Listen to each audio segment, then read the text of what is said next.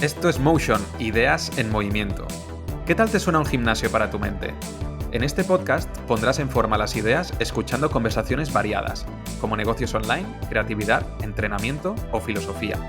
Un espacio para reflexionar y descubrir principios aplicables a lo personal y profesional, entendiendo el mundo desde la amplitud.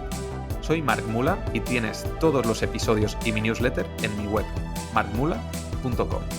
Dentro episodio. Muy buenas, estamos en Motion, ideas en movimiento.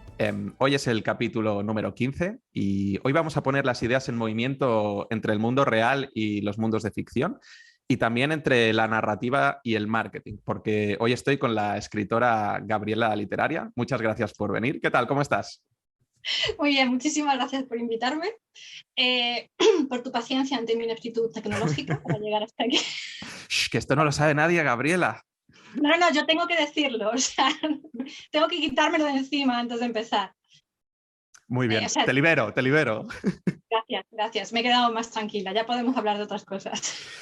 Muy bien, pues aparte de que la audiencia primero sepa que has sido una persona un poco tardona, pero que no pasa absolutamente nada, porque yo también lo soy y me ha pasado muchas veces, ¿cómo te definirías? Vamos a limpiar tu imagen un poquito. ¿Cómo se define Gabriela Literaria? Aparte de la evidente despistada, que es algo que además espero que hablemos de ese tema, porque todo lo del enfoque y todo eso me encanta.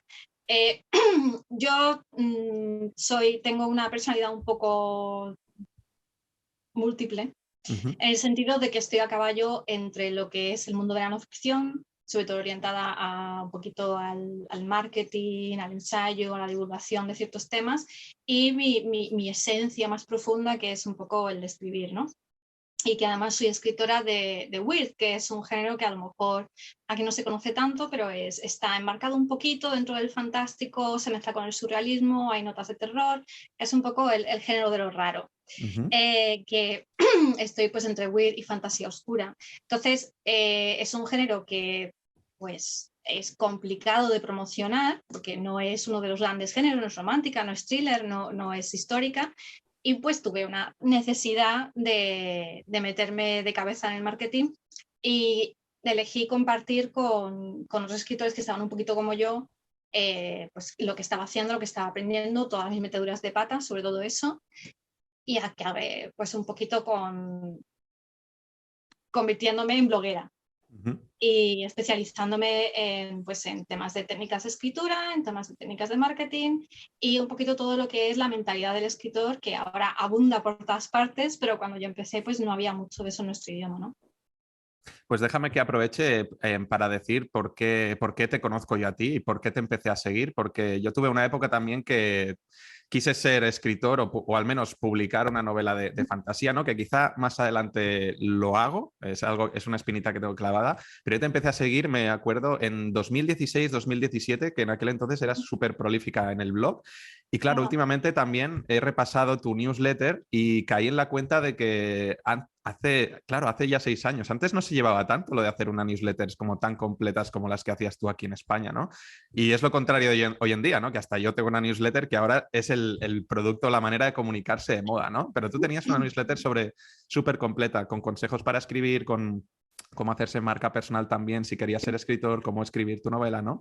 Así que por eso es lo que te conozco yo. Y bueno, desde entonces, pues te has movido también un montón, has publicado tú también tus propias obras y un libro también que tengo yo aquí, que compré para ayudarme a mí a escribir, que es el de 70 trucos para sacarle brillo a tu novela, que además yo después de leerlo recomiendo también para personas que no quieran escribir novelas, porque es un libro que te ayuda a escribir mejor. Por lo tanto, si eres una persona que ni que sea tiene que escribir pues comunicaciones corporativas, correos a tu jefe o hacer presentaciones o eso, escribir newsletters, escribir en un blog, te va a ir muy bien porque a nivel de estructura o a nivel de lenguaje pule muchos detalles. Así que, bueno, yo creo que la gente ya se habrá olvidado de lo primero que hemos dicho de tu tardanza, así que ahora solo quedan cosas buenas. Pienso sacar este tema cada 10 minutos, que lo sepas, me voy a poner una alarma. No, lo de... Sí, perdona. No, di tú. No, que comentaba que lo del libro de 70 trucos me ha llamado mucha atención porque efectivamente yo inicialmente lo saqué pensando en que profesionalmente me dedicaba a corregir también. Entonces había errores que veía una y otra vez y otra vez y otra vez y decía, pero, y de nuevo, no había tantos recursos como hay ahora de ortografía, de tipografía, de estilo en internet, ¿no? Y en manuales.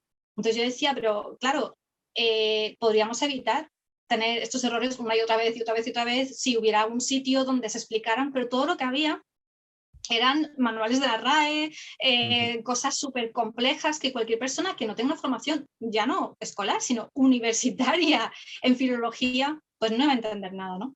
Y vino un poco de ahí, pero me ha sorprendido que me llega mucho gente de copywriting, por ejemplo, profesores de universidad incluso, que me dicen, no, yo se lo recomiendo a mis alumnos o a mis clientes porque sí, tienen estos problemas también. Es verdad que ese libro tiene una parte que está muy orientada a escritores, que es la del estilo, pero luego te das cuenta de cómo muchas cosas del estilo, la escritura de ficción se pueden aplicar también a la comunicación en general.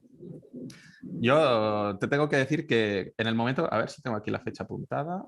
Ah, mira, no me la apunté, pero en el momento en que me lo leí, pues me pilló en una época que era capaz prácticamente de leer a diario y de empezar un libro, bueno, y terminármelo tampoco sin distraerme mucho, ¿no? Pero hoy en día no sé si quien nos está escuchando también se siente identificado, que no sé si nos cuesta cada vez leer más lo que son libros. Y te quería preguntar, hacer esta pregunta que hay como mucha polarización, ¿de la gente cada vez lee más o la gente cada vez lee menos? ¿Tú cómo ves este tema de los hábitos de lectura hoy en día? Al menos en España, ¿cómo están? Yo, para empezar, soy una persona que me cuesta mucho decir sí o no. Creo que todos siempre es súper complicado. Y este tema más que nada, porque hace unos años, si me preguntas lo mismo, te diría, no, si la cosa es que leemos más que nunca. Porque todo es texto, todo internet, lo que son comunicación instantánea, tipo WhatsApp, Telegram, etcétera, email, la de cosas que nos decimos por email, estamos leyendo, pues hombre, dices, es que leo menos de lo que a lo mejor leía una señorita victoriana, ¿no? Que está con sus novelas, y dices, no, lees muchísimo más, porque ya no estaba delante de la pantalla ahí buscando cosas en Google. Y sin embargo, a lo mejor en el último par de años, 1, 2 o 3 años, eso ha cambiado muchísimo también, porque cada vez consumimos más contenido audiovisual. Por supuesto, consumimos texto, pero lo que yo antes a lo mejor leería un tutorial por blog, ahora no lo encuentro en un blog. Ahora tengo que ir a un vídeo de YouTube, o tengo que ir a una story, o tengo que ir a un reel, o tengo que ir a TikTok, o lo que sea, ¿no? Entonces, esto está modificándose constantemente. Habría que preguntar si leemos menos formato largo, que hay desde luego, pero una diferencia brutal.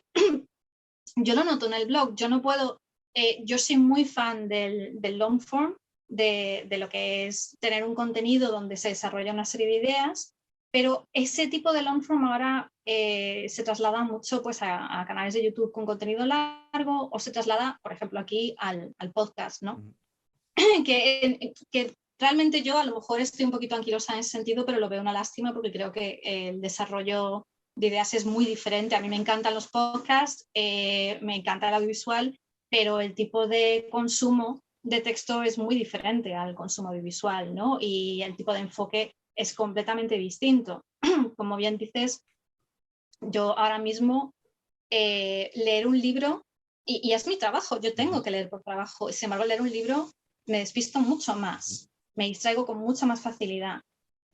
Cuando era adolescente podía leer, espera, voy a cerrar un momento. Segundo. Sí, no te preocupes. No, es que estaba a punto de entrar una avispa monstruosa, como así de grande, no exagero en absoluto, y de estas alfareras, y bueno, habría sido divertidísimo que encima Bueno, esto acompañara mi discurso. el instinto de supervivencia antes que nada, por supuesto. Ante todo, mejor pasar calor. Y es eso, tenemos una habilidad de enfoque muy, muy inferior al que teníamos no solo hace X años, sino también cuando jóvenes, que es lo que yo leía constantemente. Y ahora pues tengo que obligarme, tengo una hora en la que tengo por obligación que sentarme a leer, porque si no es como, oh, ¿qué habrán puesto en Instagram? Oh, ¿qué me habrán dicho? No sé qué, oh, tengo que mirar el email. Y esto, pues, por desgracia, algo que antes era algo que disfrutábamos, que hacíamos porque nos salía solo y queríamos hacerlo, ahora es una obligación. Se podría debatir si eso es positivo o negativo, supongo.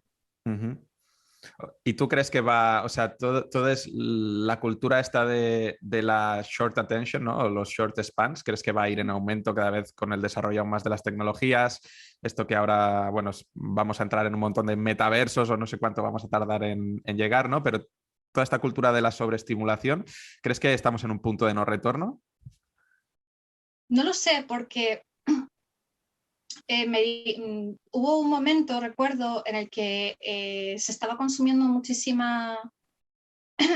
perdón, mucho formato corto en blog, por ejemplo, ¿no? O en artículos tipo periodísticos, y decía, no, el long form ha muerto, todo es consumo rápido, y sin embargo llegó una serie de personas que empezaron a hacer ensayo largo en blog, por poner este ejemplo concreto, o trabajo periodístico amplio y profundo, y arrasaron precisamente porque era la diferencia. Entonces, sí, a mí me da un poco de miedo este nivel de consumo hiperrápido, ya no solo porque sea hiperrápido, sino porque es absolutamente pasivo. Creo que un ejemplo para mí perfecto es el tema de TikTok o los Reels de Instagram, ¿no? Que yo antes, cuando empecé a consumirlos, me paraba y decía, oh, esto está chulo, voy a investigar la cuenta de esta persona, voy a ver qué hace. Pero ahora es como paso, paso, paso, paso. No me está aportando absolutamente nada, de hecho es una sobreestimulación para mi cerebro no está preparado para esto. Y lo único con lo que me quedo es con esa basurilla de atención, esos residuos que nos van quedando, que luego van a impedir que yo haga bien mi trabajo.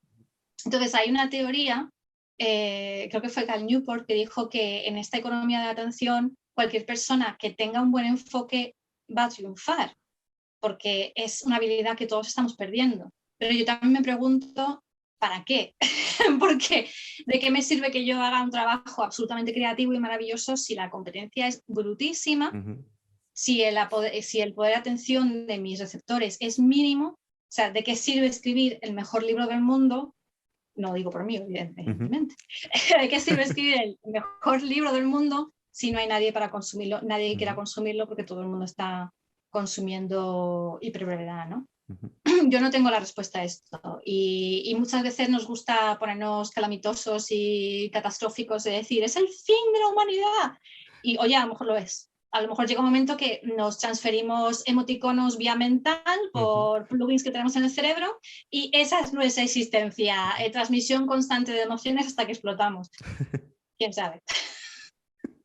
Has mencionado un tema ya muy interesante, que es el de que el artista tiene que tener en cuenta cómo se está comportando el público, cómo se están comportando los usuarios, ¿no? Imagino que esto al empezar a escribir o al empezar a crear estos mundos de ficción, quizá no era algo que tenías tan en cuenta, ¿no? Y que tuviste que aprender un poco, no sé si forzada o pegándote un golpe de realidad, ¿no? Bueno, no sé, quizá me estoy tirando un triple con tu caso, ¿no? Pero que creo que le pasa a mucha gente, ¿no? Con inquietudes artísticas de escribir ficción, escribir novelas o cualquier otra producción artística, que piensa mucho bueno, en las inquietudes que tiene y quiere expresar, pero luego no piensa pero ¿esto es lo que quiere la gente? ¿La gente estará dispuesta a pagar por ello? Entonces, ¿cómo fue esta relación tuya con el mundo del marketing? Esta relación entre la parte artística y la parte de marketing. Creo que lo has expresado súper bien. El problema que yo me encuentro también con escritores con los que trabajo y a los que conozco en persona, o sea, como colegas de profesión, digamos, y también clientes, tienen un problema de base, que es el hecho de que es curioso cómo, siendo escritores, nos olvidamos de algo crucial en la comunicación, que es que no solo existe un emisor, sino también existe un receptor. Y tú puedes crear eso, el mejor mensaje del mundo para ti, pero si para el receptor no es un mensaje válido, pues no sirve de nada y no va a llegar a ninguna parte. Y está muy bien, yo siempre lo digo, o sea, yo hablo de profesionalizarse como escritor, hablo de intentar escribir mejor, pero hay mucha gente que escribe por gusto, por afición, porque le gusta, y me parece fantástico también. Lo que pasa es que ese a lo mejor no es tanto mi público. Yo te puedo dar un montón de ideas para creatividad y entonces eso te va a venir bien. Pero en el momento que tú quieres que tu mensaje llegue a un receptor, tienes que dejar de pensar en la escritura como, oh, es una afición que hago porque me gusta, escribo para mí. Porque no estás escribiendo para ti, estás escribiendo como mínimo para una persona más. Esta es una lección que cuesta un montón aprenderla. Yo aún la estoy aprendiendo. Yo, claro, quiero escribir mi libro y quiero escribir lo que a mí me interesa y lo que a mí me apetece. pero llega un momento que el cerebro te hace un poquito clic en ese sentido y te das cuenta de que no eres tú sola y que las técnicas están para algo, los recursos están para algo. Ese viaje del héroe que decía Joseph Campbell está para algo y existe por una razón y triunfa por una razón, aunque a ti a lo mejor personalmente no es algo que te llame. Entonces, una cosa súper común es que me lleguen, por ejemplo, escritores que hacen géneros muy minoritarios o que tienen escritura muy experimental o lo que sea, me dicen, es que, claro, el sistema es injusto, el sistema no me entiende, no aprecia mi arte, que a ver, muchas veces es simplemente porque está en una etapa de aprendizaje desde el principio que no se dan cuenta de que realmente no han desarrollado bien todavía su arte, pero otras veces tienen razón. Y lo que no se dan cuenta es de que si tú creas un mensaje que no responde a los códigos pactados tradicionalmente entre emisor y receptor, pues el receptor no tiene ni idea de lo que le estás contando. Entonces, a lo mejor tú ganas premios, a lo mejor llega, hostia, te está revolucionando el mundo de la escritura, está creando textos de una forma que a nadie se le ha ocurrido. Y esa gente hace mucha falta también. Pero no te sorprendas si luego no eres un superventas, ¿no? Porque el mundo no está acostumbrado a consumir ese tipo de contenido, ni está jugando siguiendo las reglas clásicas. Y entonces dirías que el hecho de aprender marketing luego para ayudarte a ser escritora, ¿te ha hecho mejor escritora de alguna manera? O sea, ¿has aprendido lecciones? Que el marketing no solo te sirva para enfrentarte al mercado, sino te ha hecho a ti diferente como escritora aprender técnicas Sí, de marketing. muchísimo. Creo que por un lado, te enseña a apreciar a tu receptor, te enseña a entender que tú tienes que producir algo y mira que además nos da mucho miedo esa palabra producir, porque claro, suena muy capitalista, muy tal, muy rígida, pero en el fondo estás creando un producto, a no ser que estés creando por puro amor al arte, lo vayas a regalar, etcétera. Y aún así puede ser un poco producto porque muchas veces hay muchos escritores que cobran no en dinero, sino en afecto.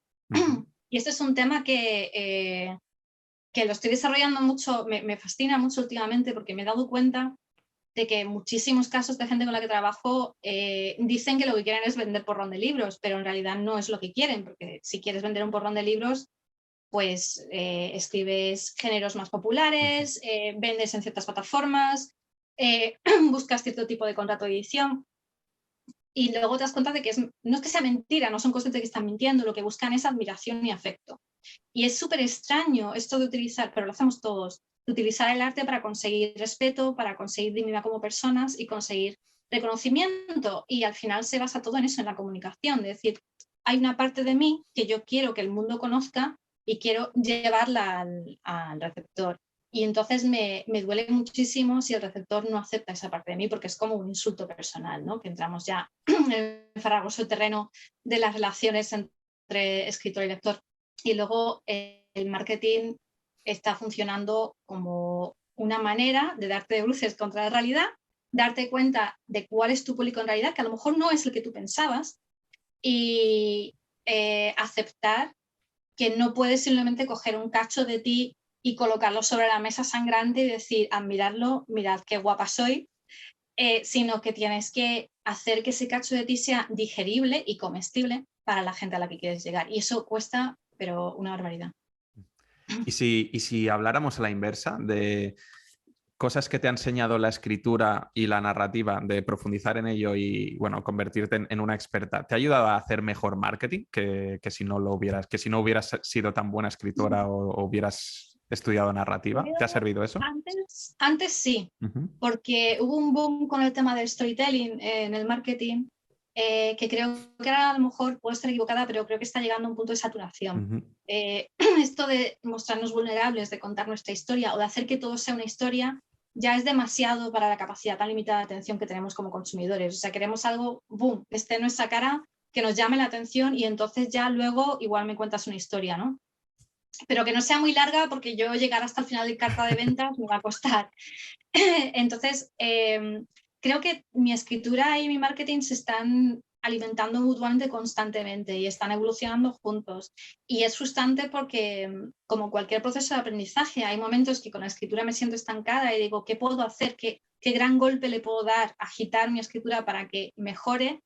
Y con el marketing igual, ¿vale? ¿Qué está pasando en el mercado? ¿Qué puedo hacer para llamar la atención, para que la gente se fije en mí? Y no solo eso, sino que, como he hablado con un montón de compis de marketing y tal, es muy, muy diferente vender un producto útil, un producto de no ficción, que digamos que soluciona un problema, a vender un producto de ficción, que también soluciona un problema, pero es un problema que lo tenemos solucionado, porque si mi problema es estoy aburrido o necesito sentir algo, tengo Netflix, tengo HBO, tengo cualquier videojuego que esté de moda.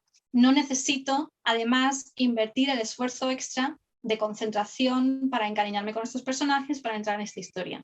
Entonces hay un barullo ahí de mezcla bastante interesante. Sí, sí. Bueno, es lo que dices, ¿no? Que tienes que competir contra un montón de estímulos y con empresas con un mogollón más de reconocimiento o autores mucho más posicionados, ¿no? Y las soluciones, a veces las soluciones a tus problemas de otros ámbitos pues están muy bien pagadas, ¿no? Pero claro, también los precios que se mueven dentro de la industria, ¿no? De los libros, de las novelas, pues claro, tienes que ceñirte mucho a lo que está en el mercado y aunque tu novela sea la mejor del mundo, ya no hablo de las personas que puedan estar escuchando aquí o de nosotros dos, sino si eres Stephen King, tu libro sigue valiendo 12 euros o 20 euros, ¿no? No vale 200 Sí. o 300 euros como otras soluciones de mercado que son muy buenas Ahí y tienen su estamos. valor. Hay una anécdota que cuento siempre porque me hizo muchísima gracia hablando con una amiga que trabaja en otro sector, que es un sector de solucionar problemas. Ella me decía que le gustaba escribir y se había comprado un libro para escritores. Y un libro además que estaba muy bien y que le había encantado, le había ayudado un montón. Y ella decía, pero estoy por escribirle al autor para echarle la bronca, porque es inconcebible que este libro tan útil, tan bueno, lo esté cobrando a 3,99 en Amazon. Y yo decía, vives en otro planeta, en serio. O sea, para ella, claro, el concepto de cobrar tan poco por algo que le había aportado tanto valor era completamente alienígena. A lo mejor era una persona que cobraba pues grandes precios por un trabajo que hiciera, que solucionara el problema de sus clientes, ¿no? En ese sector. Entonces, yo le explicaba que dentro del sector en el que estaba este libro, ese ebook no podía ponerlo más caro porque no sería competitivo y aparte pues había muchos otros libros que solucionaban el mismo problema. Y tú no tienes por qué saber que ese es mejor, que lo era, que era mejor que otros, pero tú eso no tienes por qué saberlo, sobre todo si el autor no tiene un buen trabajo de marketing, que en este caso pues a lo mejor flojeaba también por ahí, ¿no? Y, y es un contraste bastante curioso porque yo me encuentro con muchísimos cursos de marketing, muchísimos contenidos de marketing que están geniales, pero claro, están orientados a vender el high ticket, ¿no? Como lo llaman, el producto estrella, yo te regalo libros para que tú consumas un curso que cuesta $3,000. ¿Por qué voy a solucionar tu problema? Pero en ficción lo que estamos haciendo es coger años de trabajo, ponerlos en el mercado, multiplicados, y si además estás en la industria tradicional, llevarte un 10%, con suerte. Entonces, dependes más pues, de vender muchísimo a muy bajo beneficio, lo cual es, claro, cosa del 1% de arriba, y mientras pues hay un montón de gente que se ha comido el sueño este de voy a escribir, me van a querer, voy a triunfar y entonces voy a hacer un montón de dinero y le vas a explicar, es que vendiendo libros con un beneficio, o sea, obteniendo €1 por libro, lo Sí, sí. tienes bastante complicado y por mucho marketing que hagas, cada compra que tú consigues, tienes que convencer a esa persona de que te compre, aunque solo te lleve €1. Es súper injusto, pero tú no tienes esa gran ballena a la que le puedes sacar $3,000, ¿no? A ver, que la puedes tener si te dedicas a otras cosas, pero si tu objetivo es escribir ficción, lo tienes mucho más complicado. Sobre todo para escribir ficción, una de las cosas que necesitas es ser creativo, ¿no? Porque también, no sé si aquí me tiro un triple o no es que quiera decir que un género cueste más que otro, que necesites ser más creativo, ¿no? Pero obviamente cuando te tienes que inventar un sistema de magia, cuando tienes que pensar cómo se organiza políticamente la sociedad y la gente pues no va en moto y en metro con tarjetitas, ¿no? O sea, las reglas son totalmente diferentes. Ostras, hay un esfuerzo creativo extra perdón, para escribir ficción, no para escribir ciencia ficción o para escribir fantasía, ¿no? Entonces, ¿hay alguna idea que puedas dar tú a la gente que nos esté escuchando para, no sé si para estimular su creatividad o para encontrar momentos para ser más receptivo a la creatividad? ¿O cómo enfocas tú este tema de la creatividad? Porque supongo que no es sentarse y esperar la inspiración. No, hay dos cosas. Primero, la creatividad te tiene que pillar trabajando, ¿no? Esa frase tan manida, pero es que es verdad. Es que si tú no estás trabajando en una historia, esa historia está ahí debajo haciendo run run, no te van a venir las ideas. Esa idea que viene mágicamente luego en la ducha está ahí porque tú has estado, sin darte cuenta siquiera, dándole vueltas a una historia. Tengo, la verdad, sobre el tema de creatividad se puede hablar muchísimo. Tengo el blog llenísimo de trucos, de ideas, hay un montón de libros de ejercicios creativos que se pueden hacer. Pero yo personalmente, hay una cosa que me gusta mucho, que es una idea de James Altucher, del bloguero, que es escribir 10 ideas diarias. O sea, no tienen por qué ser ideas para historias, pueden ser ideas de absolutamente cualquier cosa. Pero lo que hace es acostumbrar a tu cerebro a estar siempre buscando soluciones, a estar utilizando las herramientas que necesita para encontrar soluciones creativas, porque la creatividad la utilizamos no solo en la escritura, sino en todo, ¿no? Entonces lo que te vale para una cosa te vale para otra. A mí personalmente eso me ayuda muchísimo. Cada persona es un mundo, pero sí creo que sin un trabajo de base, un trabajo, una práctica deliberada, un trabajo realmente analítico, sistemático y yo diría incluso diario, desde luego periódico, la creatividad no va a venir de la nada. Otra cosa también creo que es muy importante es lo interdisciplinar. O sea, a mí, por ejemplo, una cosa que te comentaba antes que me gusta mucho de lo que tú estás haciendo es que estás haciendo eso de la polinización de ideas, ¿no? El cruce y todo lo que sale de ahí, que a mí es algo que siempre me ha fascinado. Y con la escritura pasa igual. Yo los momentos en los que estoy más creativa es porque acabo de ir a ver una exposición de algo que no tengo ni idea, de un tipo de arte que a lo mejor no conozco para nada y enfrentarme a cosas a las que no estoy acostumbrada. Recomiendo también siempre muchísimo el desarrollar, que yo entiendo que todo depende un poco del tiempo que tengas, ¿no? Pero intentar tener por lo menos una afición que no tenga relación con la escritura y que además se te dé mal. Que además la hagas muy mal, que no tengas talento natural para ello. Porque muchos empezamos a escribir porque nos dicen en el cole, es que tienes mucho talento, que yo el talento lo odio, porque muchísimos malos escritores han salido de este tema de tengo talento, así que no tengo que aprender nada. Entonces, si tú tienes una habilidad en la que no tienes talento ninguno, no tienes habilidad nata ninguna, ahí es cuando desarrollas capacidades de aprendizaje. Y esas capacidades las aplicas luego a la escritura y ese intercambio es tremendamente creativo. O sea, a mí me choca mucho cuando me encuentro con escritores en talleres, clientes, cosas así, que nunca han leído fuera de su género. O sea, yo entiendo, si tú escribes ciencia ficción es normal y debes leer mucha ciencia ficción para entender las convenciones del género, pero que no hayas leído nada de poesía en tu vida o que no hayas leído absolutamente nada de ensayo o que no conozcas nada de fantástico, incluso romántica, que parece que está tan denostado como género, pero la capacidad que tienen los buenos autores de romántica para enganchar, para hacer que tú empatices con los personajes, todos tenemos que aprender de eso. Y ese cruce constante, yo creo, que es lo que hace que un escritor, una escritora destaque y tenga esas ideas que decimos, ¡hala! ¿Pero cómo se le ha ocurrido eso? Pues lo ha robado directamente, pero lo ha robado de un sitio que tú todavía no conoces y creo que esa es un poco la diferencia. No me acuerdo el nombre del autor, ¿no? Pero hay un libro muy bueno sobre esto que se llama lo de Still Like an Artist, ¿no? Sinclair, sí. Sí. Que no me lo he leído, pero está siempre en mi wishlist ahí.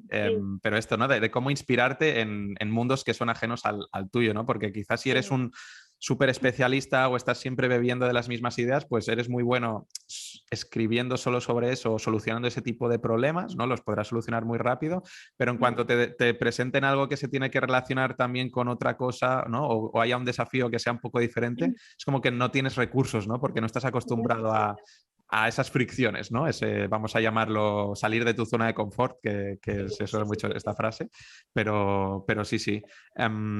A mí personalmente me gusta mucho el modelo T del conocimiento, que es, imaginarse el conocimiento así como una T, no sé si lo conocías, que una T, pues el palo vertical es más largo y el horizontal es más cortito, ¿no? Entonces, digamos, el palo horizontal son como tus habilidades transversales, son esas que tú dices que no eres tan bueno y que puedes ir desarrollando poco a poco, y el palo vertical es el de tu expertise, ¿no? Entonces tú, según el momento que estés de tu vida, decides si haces la T más profunda y te especializas más o empiezas a desarrollar otra serie de habilidades, ¿no? Por ejemplo, si yo soy copywriter, pues en mi palo horizontal pues puedo aprender un poco de automatizaciones de email marketing, que no me ayuda a ser mejor copywriter, pero bueno, me ayuda a tener una visión más transversal también cuando trabajo en equipos o cuando doy una solución también para un cliente, ¿no? Entonces, yo soy muy fan de, no sé si tiene un autor concretamente, lo tengo que buscar, pero de imaginarme esto, ¿no? Estoy ensanchándome o estoy como profundizando, ¿no? Y es un poco también lo que decías tú.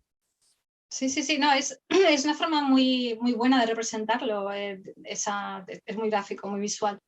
De todas formas, creo que estamos todos un poquito obligados a esa parte de arriba simplemente por las exigencias a la hora de promocionarnos. O sea, claro, a mí me llegas a decir hace, no sé, 20 años que para ser escritora iba también que saber a diseñar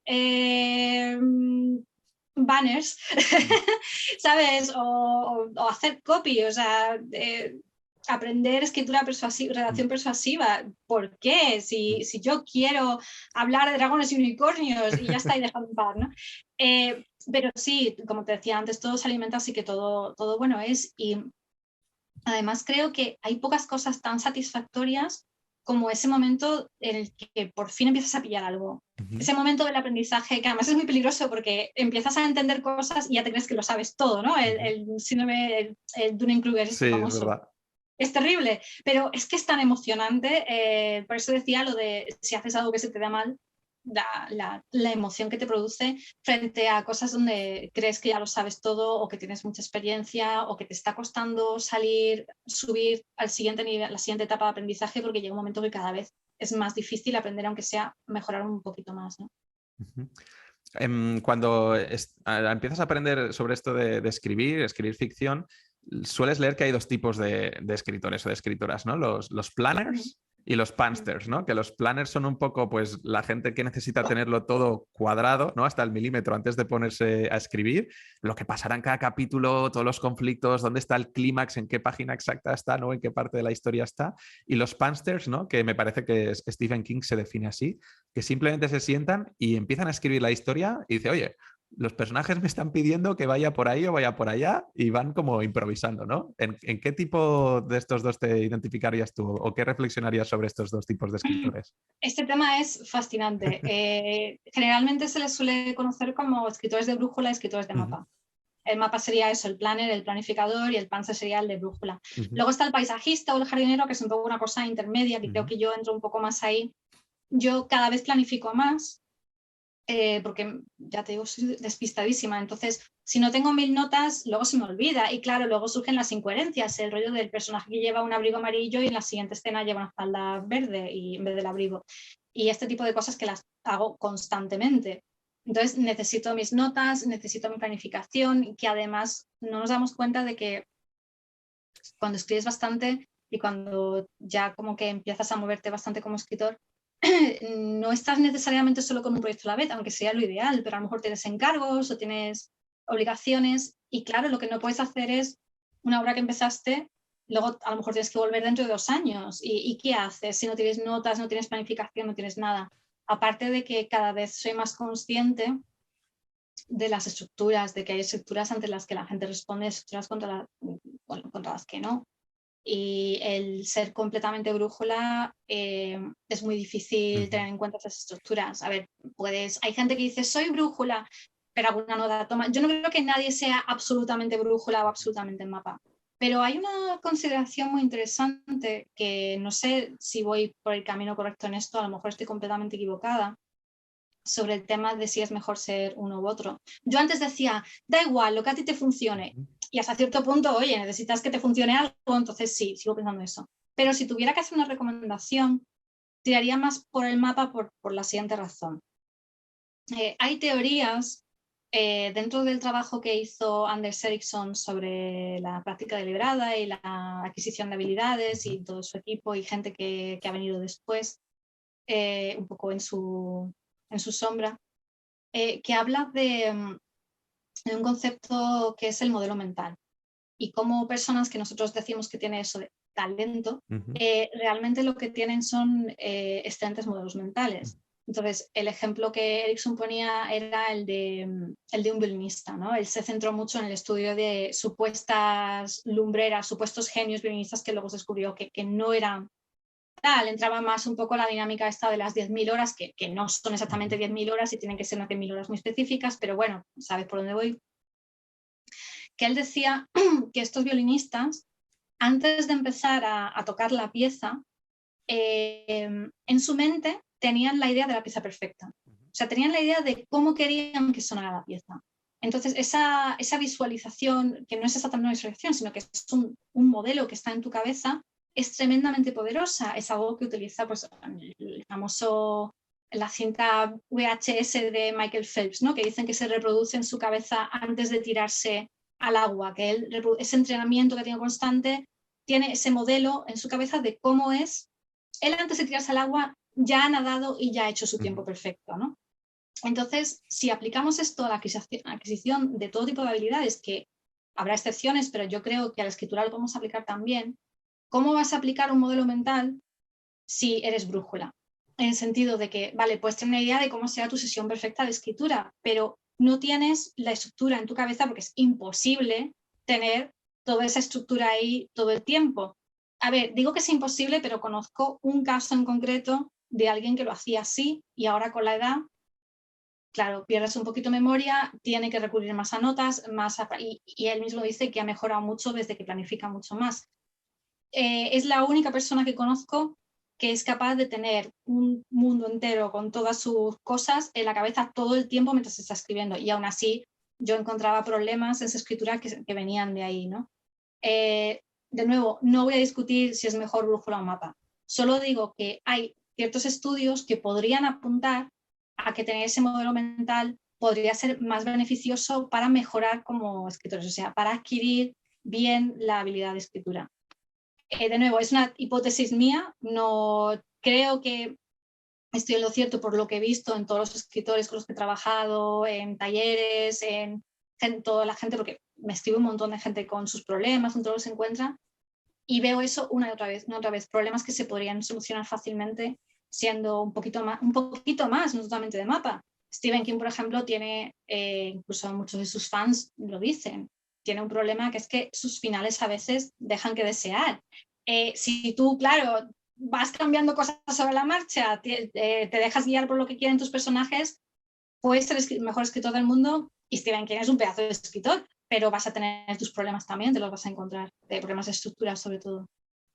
Esto que has dicho de los modelos mentales me parece súper interesante y mientras me lo contabas, con el caso de los violinistas me venía a la cabeza también una conversación reciente que tuve con un saltador de pértiga y que también me Ajá. explicaba lo mismo, justo antes de dar el salto, o sea, tengo Sí. que estar en el vestuario y días previos también en mi casa, como que trabajaba con un psicólogo deportivo y hacían este ejercicio de visualizar cómo es el salto perfecto y repetirlo una y otra vez en su cabeza, ¿no? No me acuerdo si esto funcionaba también con el tema de las neuronas espejo, no me acuerdo qué circuitos, Sí, ¿no? ahí entra también, imagino, la memoria muscular y al ser algo completamente físico, pues es tremendamente útil que sea puramente sensorial, ¿no? Visualizar es algo que se lleva haciendo yo en el deporte desde hace muchísimo tiempo. Pero también digo, ¿por qué no lo podemos plantear? No a lo mejor visualizar, yo no puedo visualizar el texto ya escrito, pero sí puedo visualizar la historia antes de enfrentarme al papel. Ujú.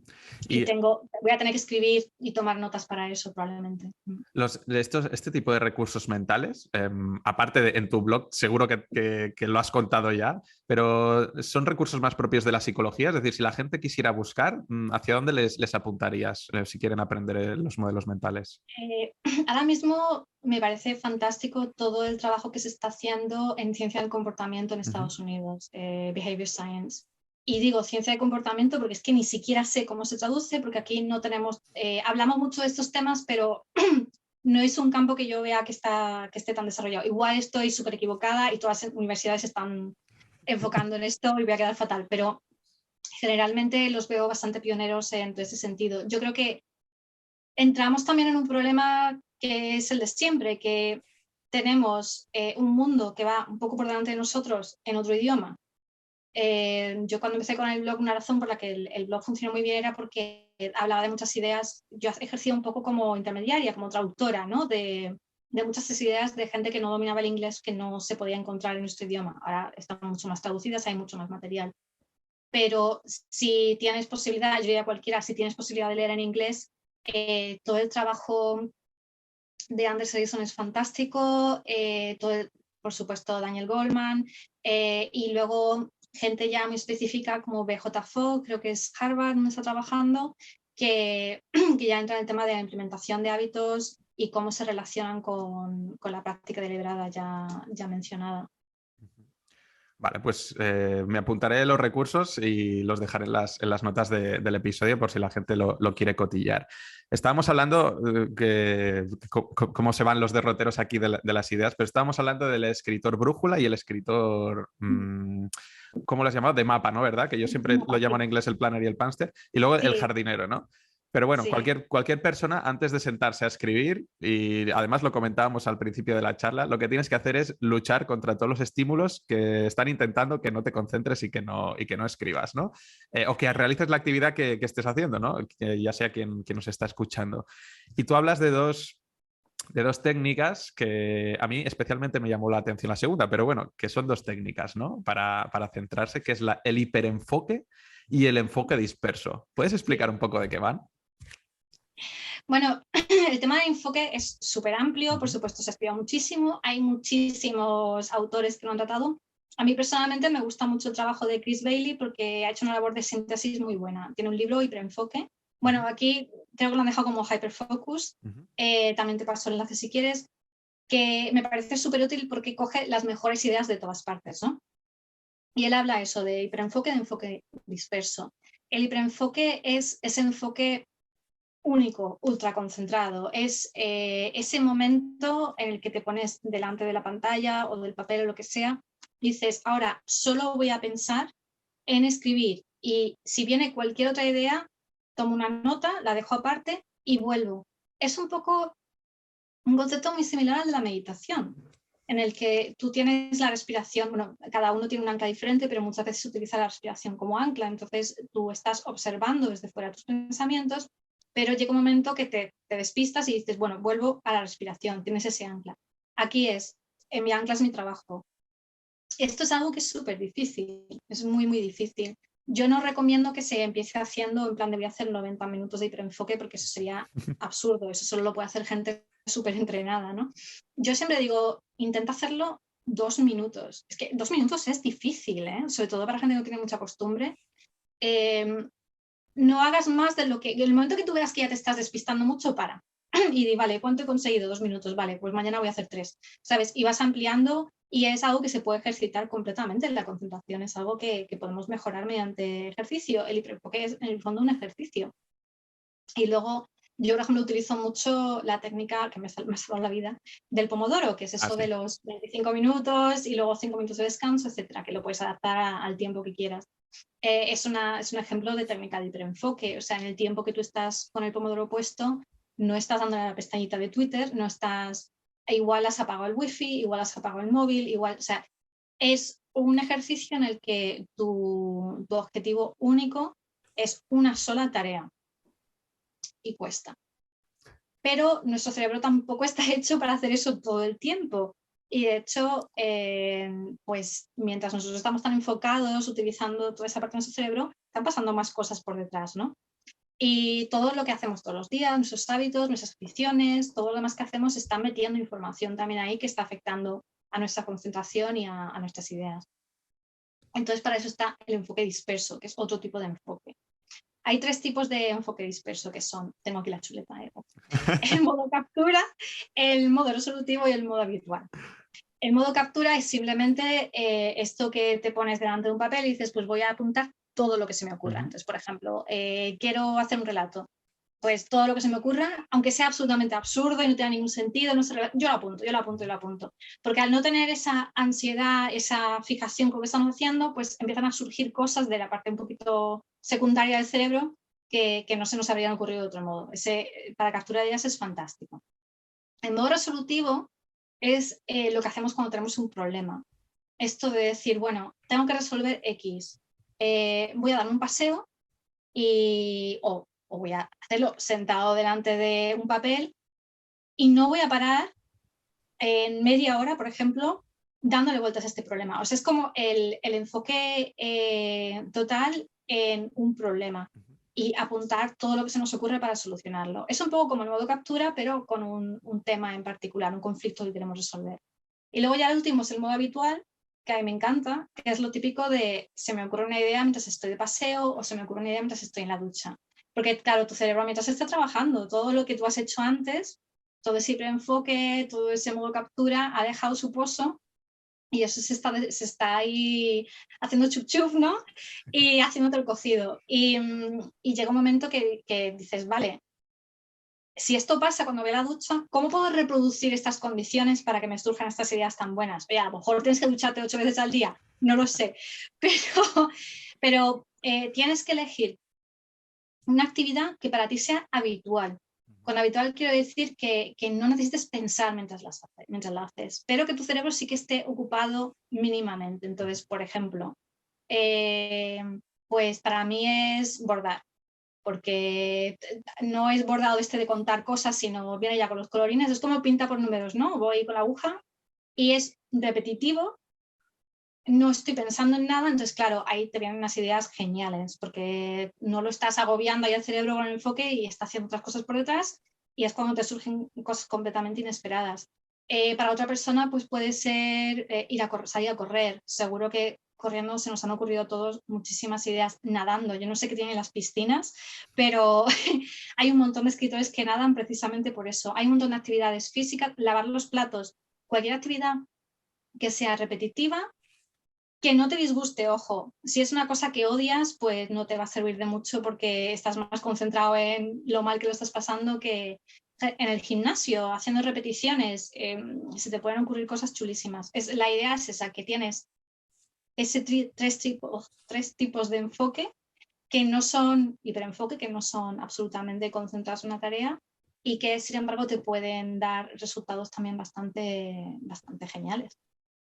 Es chulo, es que, bueno, a mí personalmente, no sé si es el más útil, pero que me llama la atención el disperso, porque, más que nada porque quizás el patito feo, porque cuando estás metido en este mundo, ¿no? Empiezas a leer cosas de productividad o, bueno, te relacionas así también con otros emprendedores o gente que está en la esfera digital, parece que solo existe ¿no? El del deep work, intenta hacer solo una tarea olvidándote de lo demás, no hagas multitarea y solo eso, ¿no? Y entonces, bueno, no sé si es para disculparme también de mi manera de ser, de saber que existe el otro. Ah, mira, sí, así también puedo decir que soy un enfocado, ¿no? Un enfocado disperso. Es necesario. Lo que pasa que creo que tenemos que entender que hacen falta ambos. O sea, no puedes decir, voy a estar todo el día viendo Netflix, porque así se me ocurren ideas, pero luego no escribo nada, ¿no? O no puedo estar todo el día paseando a ver qué se me ocurre y luego no tener la otra parte del trabajo. Es que ambos son complementarios. E intentar hacer solo trabajo profundo, deep work, y no tener de lo otro es terrible y viceversa. O sea, son complementarios, se necesitan uno al otro. Y has dicho una cosa también que creo que es clave, ¿no? Que al final no puedes hacer que todo dependa de ti o de tu fuerza de voluntad, sino que también para implementar los hábitos, digamos que modificas tu entorno, ¿no? Es decir, pues bueno, has mencionado recursos como apagar el wifi, me parece que has dicho, o cerrar pestañas o incluso Sí, dejar el móvil sí. en otra habitación. Es decir, que has de modificar un poco tu entorno, ¿no? O tener esos recursos a mano de, pues eso, pues de ir a fregar los platos o de salir a correr, ¿no? Has de salir un poco de donde estás, que no todo lo puedes hacer solo con lo que hay de la piel hacia adentro. Creo que lo más importante, lo que diferencia estos tipos de enfoque disperso que he dicho de simples aficiones o de simplemente ocio, Ujú. es la intención. O sea, tiene que haber una intención y un objetivo detrás. Y pasa lo mismo con el diseño del entorno, ¿no? Que voy a aprovechar para hablar de mi libro. Claro, aquí hemos venido a hablar de mi libro, sí, sí. Tengo un libro que se llama 100 días de escritura, que lo tengo en tapadura también. Ujú. Este está en mi web y en la tienda y este está en Amazon. Y la razón por la que lo hice es porque, además si ves que tiene para escritura diaria y tiene toda una parte aquí de teoría que explica justo lo que estamos hablando, el tema de environment design, ¿no? Del diseño del entorno, porque creo que a lo mejor hablo por mí, pero creo que cuanto antes aceptemos que no tenemos control sobre nuestro enfoque, mejor, porque antes tenemos todos como esta sensación de culpabilidad, ¿no? De decir, es que me despisto con nada, es que me distraigo con una mosca, es que no tengo disciplina, no tengo fuerza de voluntad. Y yo pensaba exactamente lo mismo y de hecho digo, pero es que precisamente porque no tengo disciplina, precisamente porque no tengo fuerza de voluntad, tengo una capacidad muy limitada para el sufrimiento, he tenido que diseñar todo a mi alrededor para que me empujen ciertas direcciones. Y para mí lo que ha sido revolucionario, desde luego, ha sido la implementación del hábito. De la escritura, claro, yo pasé de ser una persona que escribía cuando estaba inspirada, que eso, lo siento, pero no funciona. A ver, funciona así lo que te escribir una afición. Si quieres mejorar realmente como persona que escribe, vas a tener que tomártelo un poco más en serio, ¿no? Y me hice un reto, un desafío de 30 días, que dije, bueno, voy a escribir a diario durante 30 días, porque además si haces algo diario, como que ya no tienes esa lección de ¿qué voy a hacer hoy? No, sabes que tienes que hacerlo. Y lo hice pues con la implementación de todo lo que es la teoría de los hábitos, el pie, el detonante, o sea, lo que viene de antes, que siempre es lo mismo, el ritual, etcétera, manteniendo también cierta flexibilidad por si te pilla fuera de casa o fuera de oficina o lo que sea. Pero ante todo es hacernos la vida sencilla, hacernos lo más fácil posible. Igual que hay más posibilidades, yo recuerdo un amigo que me decía, es que yo solo voy al gimnasio si el gimnasio lo tengo al lado de casa. Y básicamente es eso, ¿no? Tienes que ponerte las cosas fáciles. Si yo hacía desafíos de estos diarios de escritura y me venía gente que me decía, pues voy a hacer 2000 palabras diarias. Y yo decía, pues vas a fallar. No, yo tengo mucha disciplina, voy a hacer 2000 palabras. Vale, pues a lo mejor lo haces, yo qué sé, demuéstrame. Y no, eran los que siempre a los 3 días ya se iban, ¿no? Y yo decía, vale, pues yo mi primer desafío que hice de 30 días, voy a escribir 200 palabras. O sea, ya está. No, es el mínimo 200, pero tengo que hacerlo todos los días. Claro, es más difícil de lo que parece, porque hay días que se te pone todo en contra y de manera, ¿no? Pero a veces creemos que para tener una disciplina, para tener un hábito de trabajo, tenemos que escribir 8 horas diarias o algo así, y de hecho no es así para nada. O sea, escribiendo una cantidad pequeña de palabras al día se puede escribir una novela perfectamente, y de hecho tienes más posibilidades de conseguirlo que esa persona que está haciendo 2000 palabras diarias, que se va a quemar enseguida o le va a pasar que el primer día que no pueda ya se va a rendir, ¿no? Entonces, esto todo lo cogí, toda esta teoría, toda esta práctica, lo metí en esto de los 100 días. Pongo 100 porque la media de los hábitos, según el tipo de habilidad, pues necesitas más tiempo o menos tiempo para implementarlo. Se supone que la media está en unos 66 días. Digo, mira, 100 y lo aseguramos, ¿sabes? Que además, si tú llegas y terminas los 100 días y ya no quieres seguir, no pasa nada porque tú ese hábito ya lo has creado. La próxima vez que quieras volver va a ser muchísimo más sencillo. Y voy a parar aquí porque es que como me pongo a hablar del tema de los hábitos, Y el 100 también por un tema de marketing, ¿no? Como decíamos antes. Oye, pues porque 100 es un número redondo y tiene su cuerpo, ¿no? También, por supuesto, queda muy Sí, sí. bonito en la portada, queda Sí, mucho sí, más sí, bonito sí. que 66, Sí, ¿qué sí. vamos a hacer, no? Sí. Ahora que lo dices de los hábitos, es que yo soy súper fan de esto, de ponerse objetivos pequeñitos, porque creo mucho que la consistencia a largo plazo será siempre mucho mejor que lo que tú dices, que te pongas un objetivo súper Desde luego, ambicioso sí, sí, sí, sí. y abandones, ¿no? Yo estoy haciendo, por ejemplo, ahora, he empezado junio, hacer 5.000 pasos diarios, porque Ajá, yo sí. sí que considero que hago deporte, pero camino muy poco. Y la Ujú. gente me dice, pero es que la OMS recomienda 10.000 diarios, no sé qué, no sé Eso cuántos. está muy debatido, ¿eh? Sí, ya, Eso ya, me llama ya. la Sí, atención, sí, sí, ya. Yo perdón. también lo he visto, lo de que sí, que, o sea No hay que tanta diferencia a sí, efectos sí. prácticos entre 5.000 y Sí, 10.000, sí. sí. Que luego que cuanto más caminas, o sea, llegas a un momento que llega un beneficio que cuanto más hagas ya no sigues sumando, ¿no? Exacto, Sí, sí, sí. exacto. Y Sí, que sí, puede sí. estar a partir de los 7.000, 7.500, bueno, sí, hay pasos ahí, ¿no? Pero claro, yo pienso, oye, mejor que haga 5.000 cada día y al cabo del mes, pues no sé cuántos son esos 150.000 pasos, que si me Sí. marco esto, porque un día que no haga 10.000, pues ya me voy a frustrar y quizá lo dejo, ¿no? Y esto me está ayudando a mí a hacer 5.000 cada día, que muchos días no llega a 5.000. Entonces, pues, oye, ponte pequeñas metas.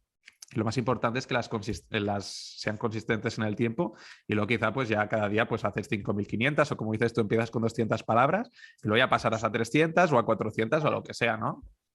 Estamos muy condicionados además por lo que hacen los demás, que es terrible, ¿no? Porque cada uno tiene sus circunstancias y queremos hacer lo mismo que hace gente que lleva 10 años haciendo lo mismo.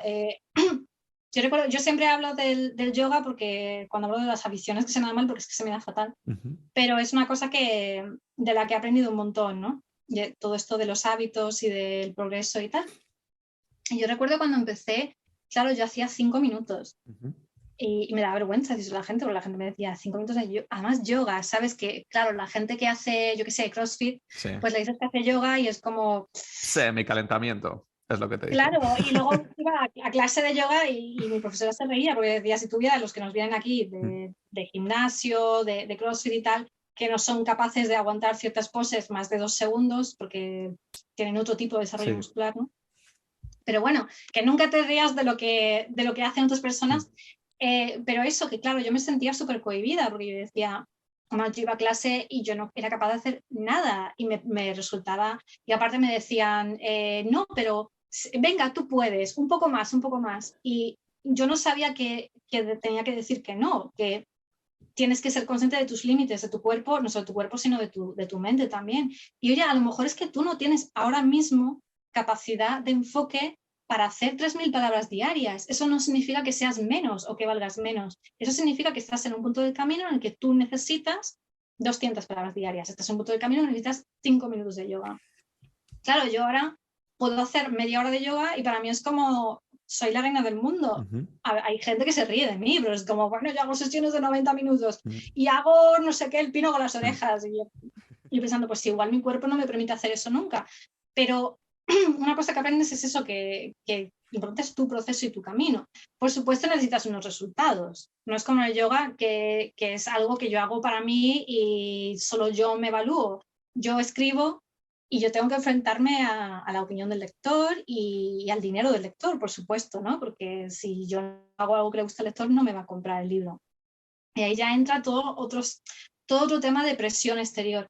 Es muy difícil liberarse de eso, pero yo creo que por lo menos para empezar hay que pensar más en eso, en las necesidades del lector a nivel narrativo, que en las necesidades de otros escritores que te vienen diciendo, no, es que yo hago 3.000 palabras al día.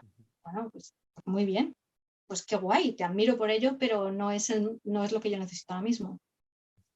Mira, me viene muy bien que vuelvas a sacar el concepto de narrativa porque quería encauzar esta parte final de la conversación hacia ahí precisamente, hacia los puentes un poco, ¿no? Que se tienden entre la fantasía y realidad. Y tú que has escrito pues ya varias novelas de fantasía, pues qué mejor que tú para hablar de esto, ¿no? Pero hemos comentado varias veces que esto, ¿no? Que la fantasía o la ficción, pues la solemos consumir porque sí, ¿no? Por sí misma, por entretenernos o porque nos gusta, pero a la vez la fantasía también como que puede ser un medio para algo, ¿no? O sea, el autor a veces pues es un medio, utiliza la fantasía para plantear ciertos escenarios, no lo sé, con ciertos dilemas o con cosas que quiere censurar o vamos a decir criticar, ¿no? O cosas que quiere normalizar, ¿no? Entonces, para ti, ¿Tú cómo enfocas cuando escribes fantasía? ¿La utilizas también como medio para comunicar alguna idea en concreto, más allá de la aventura y los personajes? No soy una... A ver, que el tema Pedazo de tiene... pregunta, ¿eh? Te la tendría que haber Sí, dicho sí, cuando sí, había no, una no, hora por delante. el tema tiene bastante miga, es tremendamente complejo. Creo que todos los que escribimos lo hacemos porque tenemos esa necesidad de comunicar. Esa necesidad puede ser muy diferente. Yo cuando escribo reconozco que hay partes que son catárticas, hay experiencias personales que he reflejado en novelas y lo maravilloso es que nadie sabe que son experiencias personales. Evidentemente las partes de magia y fantasía y dragones pues no son experiencias personales, pero son pueden ser simbólicas de ciertas experiencias y de hecho personalmente trabajo mucho con el símbolo. Ujú. Eh, Hay otros autores que a lo mejor tienen un interés más guiado hacia la crítica social, por ejemplo. Eh, para mí también está presente. Cuando yo empecé a escribir, sobre todo, cuando empecé a leer, cuando era niña y también luego como adolescente, no encontraba una representación LGTBI, por ejemplo. Entonces, yo llegó un momento que estaba un poquito harta del príncipe, princesa, o sea, ya no es solo representación de lo heterosexual, sino la representación de este tipo de relación amorosa que se espera, tradicional, conservadora, etcétera, en la que la mujer es pasiva, etcétera, etcétera. Entonces, ahora tenemos una abundancia maravillosa de personajes femeninos protagonistas que no entran ya en ese molde de princesa. Tenemos un montón de diversidad, no solo LGTBI, sino también racial y neurodivergente también. Y eso me parece fantástico, nunca mejor dicho. Pero en su momento no había tanto.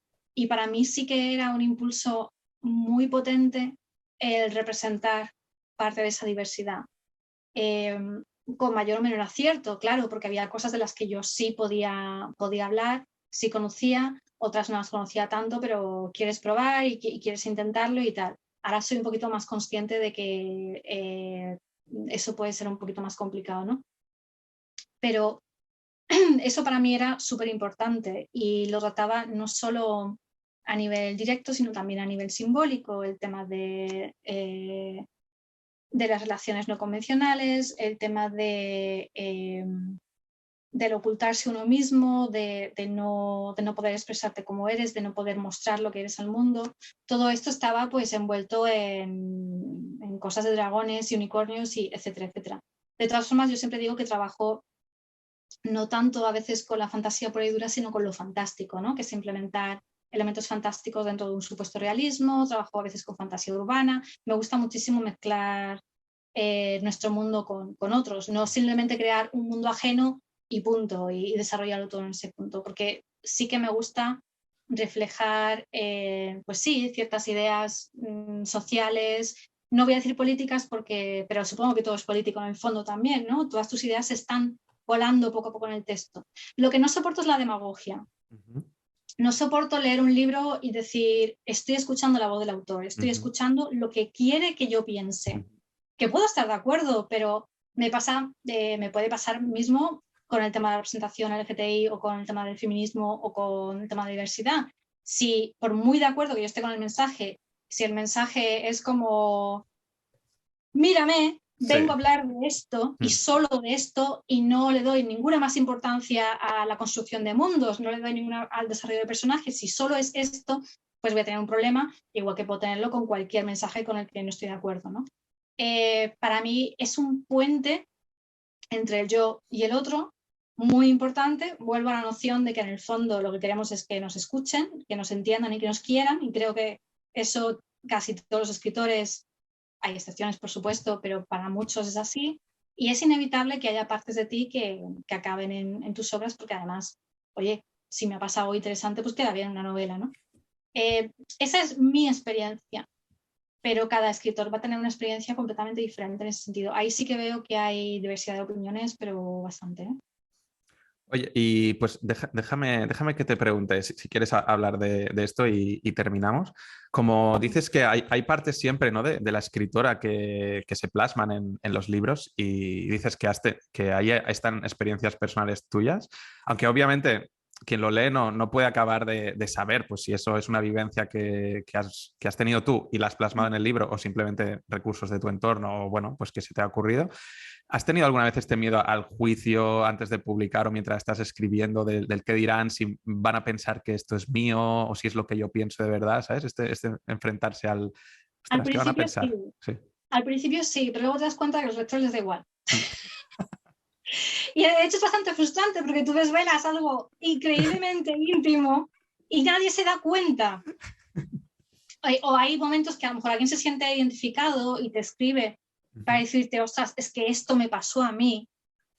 Y tú dices, pero no dices en un momento esta va a ser una experiencia real, porque no va de eso. El lector en el fondo no quiere saber tus experiencias, el lector quiere verse reflejado. Todos somos en el fondo egoístas. Yo tengo esa teoría de que todos los que consumimos somos tremendamente egoístas. La vida del autor no nos interesa para nada, nos puede interesar en el sentido de cotilla, de mira lo que sé sobre este autor, pero en el fondo lo que queremos es nosotros vernos reflejados en el libro. Yo estoy harta ya de meter guiños, de meter referencias, de meter... mira, hubo una historia en concreto que un nombre del personaje era spoiler del final del libro, o sea, del final de la historia. Y yo decía, esto es demasiado evidente. Nadie buscó ese nombre en Google. A día de hoy, que yo sepa, nadie se ha enterado. Pero es lo que digo, tú puedes desarrollar todo lo que quieras, tu habilidad, y puedes meter todo lo que quieras tuyo personal en la historia, pero al final lo único que le importa al lector es que la historia funcione y que puedas empatizar con los personajes. Entonces me he dado cuenta de que preocuparse por eso no tiene mucho sentido. Hombre, si contara algo a lo mejor súper extravagante, con un montón de detalles bastante específicos, con nombres reales, pues entonces ya me vendría gente a decir, oye, ¿por qué has contado esto de mí, no? Pero ahora uso cosas mías, uso cosas ajenas, robo y robo, como diría Austin Klein, que no es lo mismo que plagiar. Uso todas las ideas que puedo, intento darles mi propia perspectiva, convertirlas en mías, y si alguien ve algo ahí personal, es ficción. Yo me puedo lavar las manos, ¿sabes? Sí. Pues mira, este final es como un círculo porque conecta con el principio que hemos empezado a hablar sobre las relaciones entre marketing y la escritura, porque me quedo con este principio que es universal para todo. La gente es egoísta. Si has de hacer una presentación, una comunicación o tienes un producto o un servicio que ofrecer, tú no le importas nada a la gente. La gente solo quiere saber qué problema puedes solucionar para ellas, ¿no? Y céntrate en eso cuando tienes que comunicar algo. Es lo mismo.